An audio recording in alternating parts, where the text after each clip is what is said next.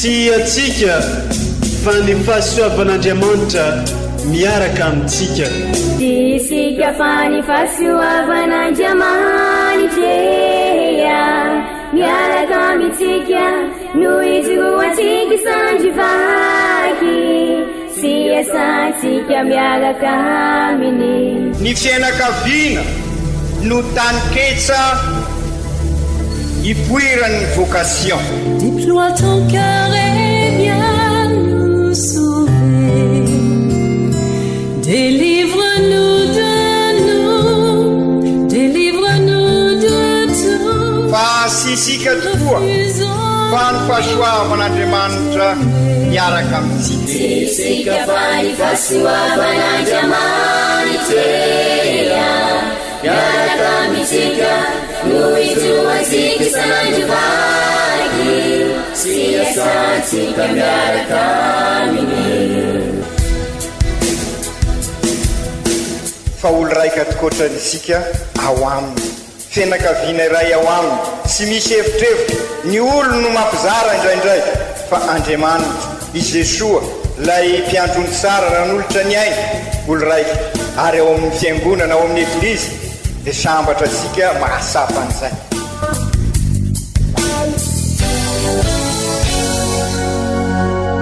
Olo araiky atsika atambatry ny fanahy masina kamiray, olo araiky ao amin'ny Kristy.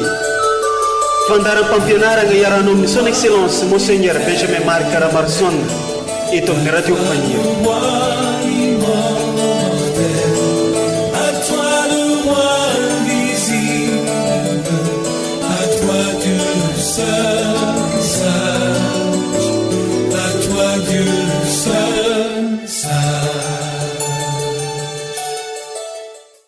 Andriamanitra o mivetsy ho ny atsaram-ponao izahay, magneragna ny vazantany ny agnarananao ry Tompo, ka deregny atrezatreza ny fahamarinagna dia eo an-tagnananao.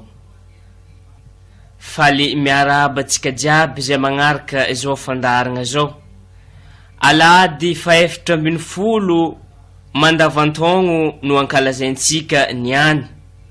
Ny loha-hevitry arosony eglizy ho atsika amin'izegny dia ny hoe matokia mitory ny evanjely. Magnentagna atsika ny tenin'Andriamanitra mba tsy salasala, fa ho feno fatokisagna amin'ny fitoriagna ny vaovao mafaly eo amin'ny magnodidigna atsika amin'ny teny sy amin'ny oam-piainagna izay asehontsika eo amin'ny mpiarabelo. Vaky teny masina telo no atolotry ny eglizy ho tandrignesantsika, ho fakifakiantsika, ho dinintsika mba ahafahantsika miaigny azy antsakany sy andavany amin'ny ezaka rehetra ataontsika eo amin'ny fiainantsika andavanyandro. Koa amizao entanigna atsika jiaby iaraka ivavaka indrindrandrindra iaraka itandregny ny tenin'Andriamanitra.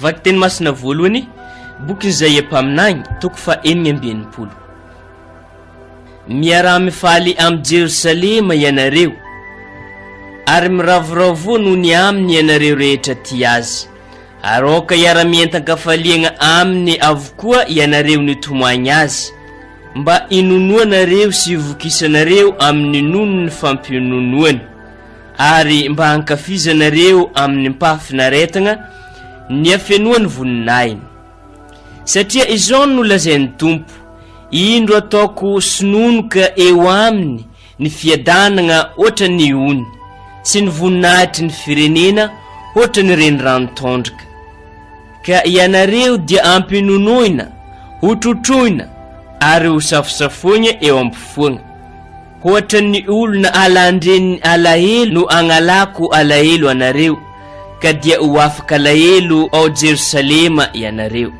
ahita izegny ianareo ka ho faly ny fonareo ary hahazo aigny indraiky ohatra ny ahimetso ny taolanareo hataony tanan'ny tompo izay halalan'ny mpanompony azy izany ary ny tenin'ny tompo isorona ny Andriamanitra.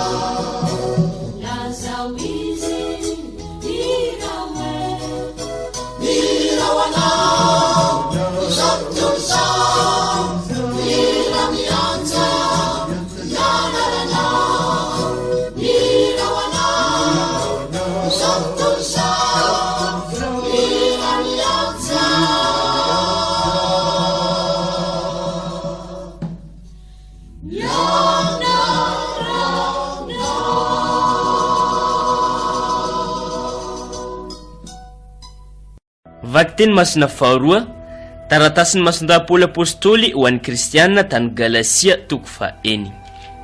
Ry kristianina havagna, raha ny amiko dia sanatria raha mba misy ataoko rehareha afa-tsy ny azo fijalian'i Jesosy Kristy tompontsika, fa taminy no voafantsika tamin'ny azo fijaliana izao tontolo izao ho ahy, ary zaho ho an'izao tontolo izao.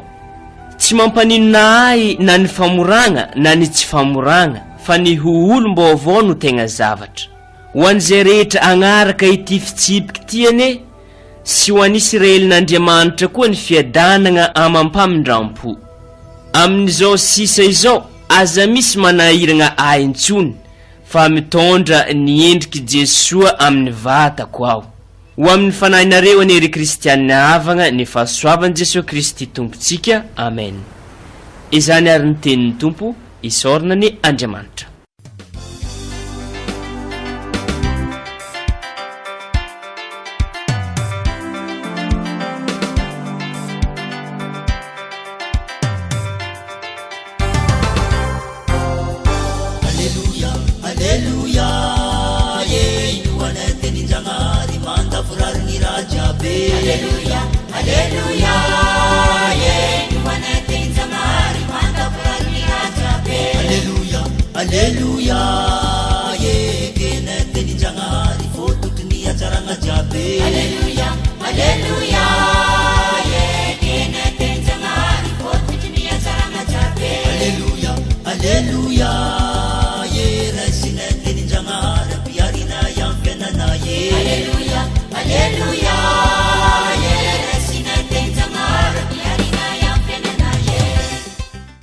Ankalazaina ny mpanjaka avy amin'ny agnaran'ny Tompo, fiadanana ny agny an-dagnitry ary voninahitra ny agny amin'ny avondrindra. Alleluia.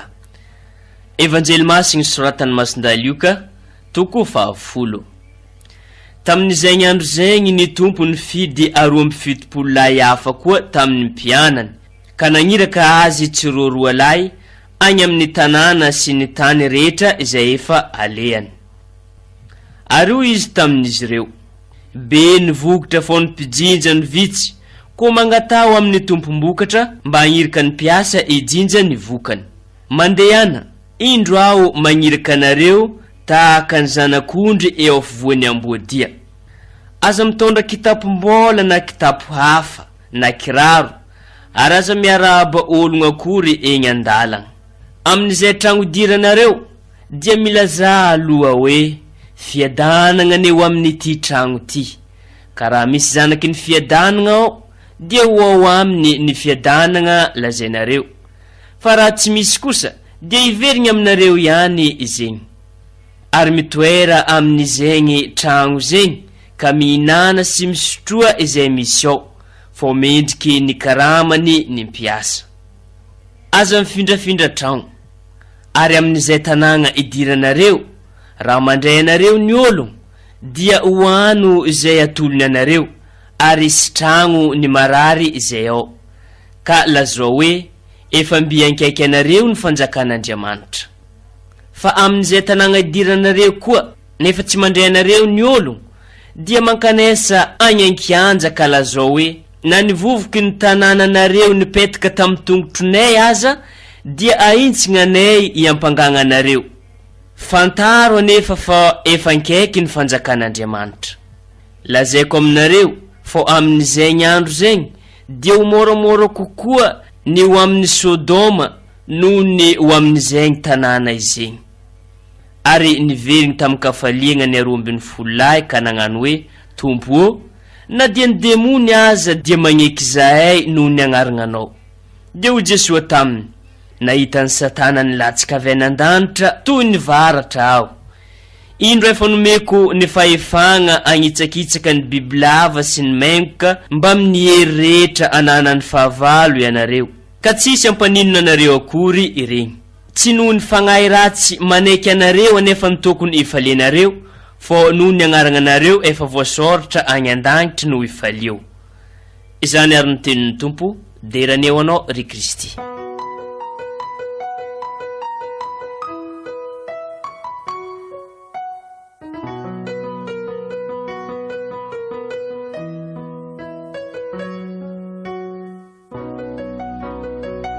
Ry kristianina havana, raha tamin'ny alahady lasa teo mamaraparana ny famakina ny evanjeliny Masindahy Marka isika amin'ny fandaliana-pinoana amin'izao mandavataona izao, ka napetraka sika mazava ny momba ny fanarahandian'i Kristy ka irososika lalindalina koa amin'izay fampitrahofana ny finoana sy ny fiainana andavanandro, ka ivelomatsika ny maha-kristianina sika tokoa amin'io fiaina sika andavanandro io, ary dia miditra amin'ny mandavataona mpiaina sika ary sika izao tokoa. Ka izay indrindra amin'izao alahady faefatra amby folo mandavataona izao dia antitra teriny ny eglizy ary mba hosainsaintsika bebe koa ny mikasika ny anjara toeratsika eo anivon'izany eglizy zany, ny anjara asa sika, ny maha-apôstôly sika, ny anson'Andriamanitra miantefa amintsika ary ny adiditsika amin'ny fitoriana ny vaovao mafaly ary ny andrasana amintsika amin'izany fitoriana ny vaovao mafaly zany dia nizara ny fiadanana, izany hoe rehefa miombona tokoa isika tonga ola raika ary zay nitanjona izara ny fiadanan'i Kristy mba ola raika ao aminy tokoa isika. Ary dia zay no antitra teriny reo vakiteny teny telo aroson'ny eglizy amintsika amin'izao alahady 14 mandavataona ho sakafo mpanahy andalianasika ny finoana mba ho tanolonaka tokoa isika iasan'ny fahasoavan'Andriamanitra ka amokatra tsara tokoa ary ny famokarana tsara dia isika izara ny fiadanana eo amin'ny mpiarabelona amintsika.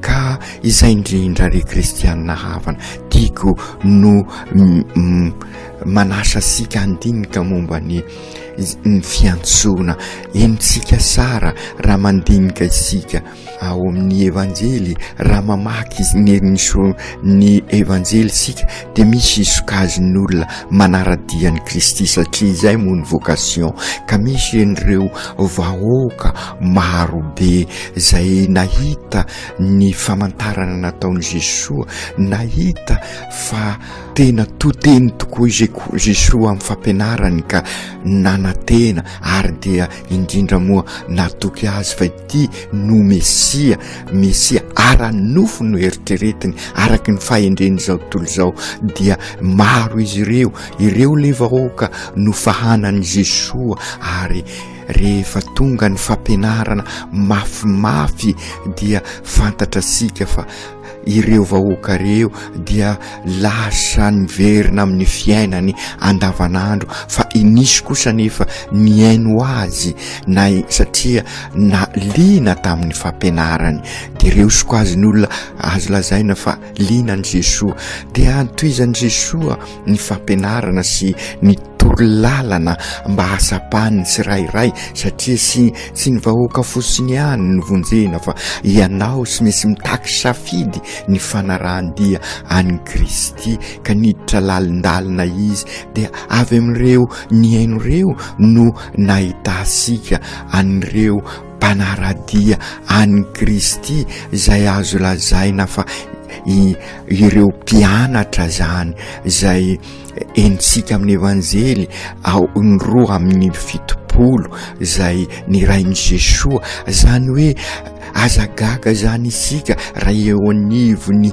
eglizy fiombonana any amin'ny eglizy na ao amin'ny eglizy kely fianakaviana aza fa sy maintsy misy manao safidy hiomona anaradian'i Kristy na eo anivony fikambanana sy ny firohotana izany ka mampiasa ny talentany ka mitanjona nefa dia hitory an'izay fiadanana, hitory an'i Kristy famonjena, hitory an'i Kristy fiadanana izay arena tena sarobidy indrindra dia ao anatin'ny mpianatra ihany koa nefa dia misy ny atao hoe apôstôly dia izay no misafidy anahaka an'i Kristy ny persona Kristy dia ireo izay manoka tena manontolo ho azy dia ny pretra ny voatokana izany ary dia ireo zany dia ny fiainan'i Kristy no fiainany safidy izay sy mahazo misabaka ireo ary dia izay no mahatonga ny fanamasinana mahatonga ny voady anahafana an'i Kristy mba ho mira an'i Kristy ny fiainany mba ho ny fiainany zany no zary vaovao mafaly fanompona ho an'ny olona ary raha tanteraka izay dia mizara ny vaovao mafaly izy ary dia izay no ambaran'i Jesoa ambaran'ny masin-dahapoly amin'ny vakiteny 2 izay lazainy mazava hoe mitondra ny mariky Jesoa tompo ao amin'ny vatako ao ireo zany zay ireo izay miombona tanteraka amin'ny Jesoa dia ny pretra sy ireo manoka tena ny religiozy lehilahy sy vehivavy laika manoka tena ka sy mahafantatra tokaplana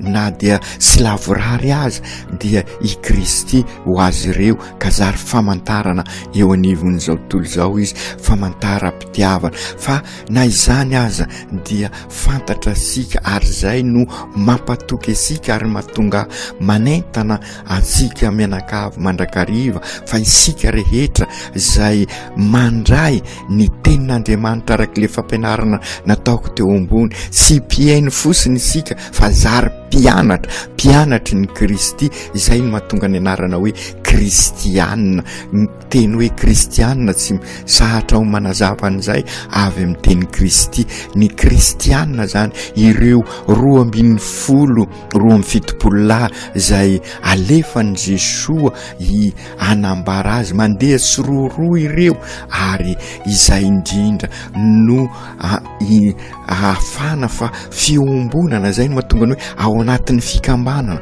ao anatin'ny firohotana, ao anatin'ny vomiera no anehoasika an'izay mahampanompo, mahavavolombelona atsika, izay mahampianatra atsika. Taoko fa mazava amintsika ireny famaritana sy fametrana ireny rafitra ireny mandeha tsiroaroa hoy Jesoa. Izay moa voalaza eto fa tsiroa fotsiny sika fa eo anivon'ny fikambanana. Sarobidy zany ny fiombona sika ao amin'ny fikambanana. Sarovy koa nefa fa tsy fitadiavana toerana hoy isika tadidinareo sara tamin'ny ady lasa teo, fa izay tena radian'ny Kristy sy hoe lay misy an'i Kristy sy toerana io, fa ny misy an'i Kristy dia fanompona, ary izay no ahafana mitondra ny fiadanana. Ka ny fiadanana eto sy lay hoe filaminana fotsiny amin'izao na afaliana fotsiny amin'izao, fa ny fahafantarana no avy. Ary izay no anjarany ny mpianatry ny Kristy, izay no anjarany kristianina, manambara fa ny tena ho avy dia manomboka amin'izao. Zay no mahatonga asika milaza hoe niany ny ho avy fa sy maraina, zany hoe ao amin'ny Kristy ny ho avy, ka noho izany mitondra fiadanana. Ary zay ho avy zay sy hoe fotoana na toerana, fa zay le lanitra izay dia isika miombona tanteraka amin'ny Kristy, ka izay no manjary fiadanana ho asika, ka miova ny fosika, ary dia zary endrika Andriamanitra isika tanteraka manontolo izay amin'ny fiombonana ao any amin'ny lanitra, araky ny credo, araky ny fikepinona atao sika. Dia izay indrindra ary ry kristianina havana, fantatra sika, fantatry ny Jesoa fa sy mora izay rehetra izay, ka nisetra izy nalahelo, ary dia nanao ny vava nilaza hoe be ny vokatra fanompizinjany visy ko mangata amin'ny tompombokatra any rany mpiasa isinjany vokany.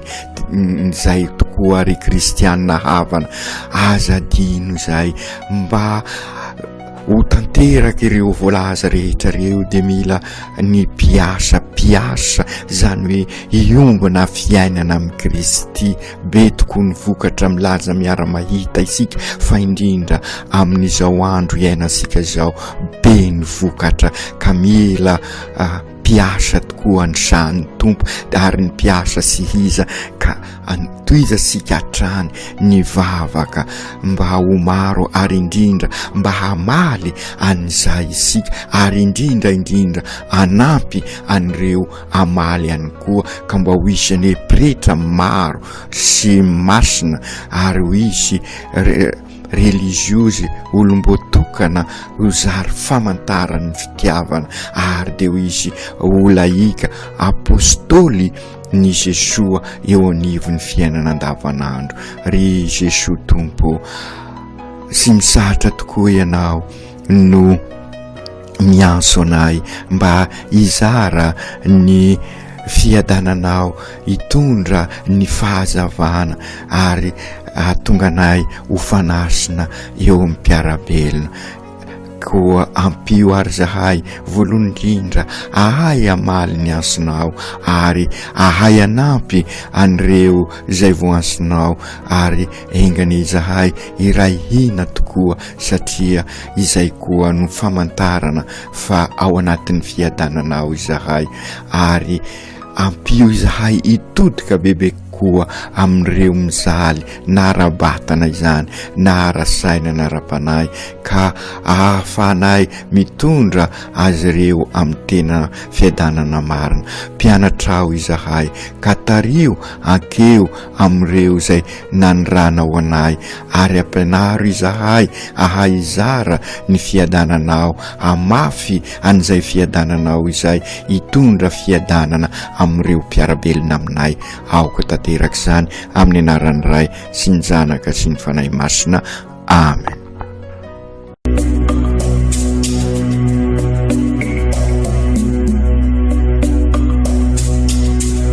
Tsy atsika fa ny fahasoavan'Andriamanitra miaraka amintsika. Isika fa ny fahasoavan'Andriamanitra miaraka amintsika noho izy roantsika sandrivaky sy asantsika miaraka aminy. Ny fianakaviana no taniketsa ipoiran'ny vocation. Déploie ton cœur et viens nous sauver. Délivre-nous de nous, délivre-nous de tout. Fa sisika tokoa fa ny fahasoavan'Andriamanitra miaraka amintsika. Sisika fa ny fahasoavan'Andriamanitra miaraka amintsika noho izy roantsika sandrivaky sy asantsika miaraka aminy. Fa olo raika tokoatrany isika ao aminy, fianakaviana iray ao aminy, tsy misy hevitrevitra. Ny olo no mampizara indraindray fa Andriamanitra i Jesoa lay mpiandrony tsara ranolotra ny aina olo raika ary ao amin'ny fiangonana ao amin'ny eglizy dia sambatra antsika mahasafan'izay.